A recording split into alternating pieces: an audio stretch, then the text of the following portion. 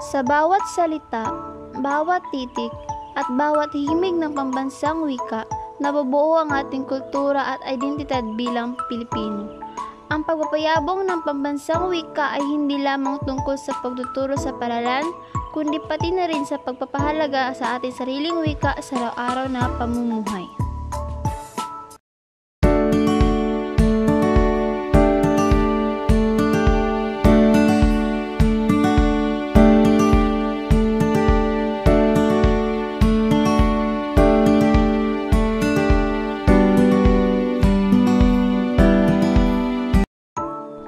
Sa edukasyon, itinuturo sa atin ang halaga ng pagiging bihasa sa sariling wika.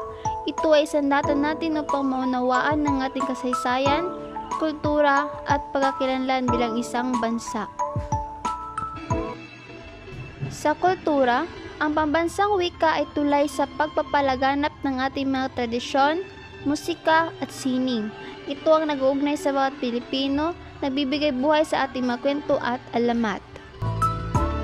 Ang pambansang wika ay hindi lamang isang salita.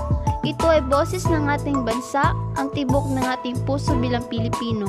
Ipagmalaki natin ang ating wika, pahalagahan at ipaglaban ito sa bawat sandali.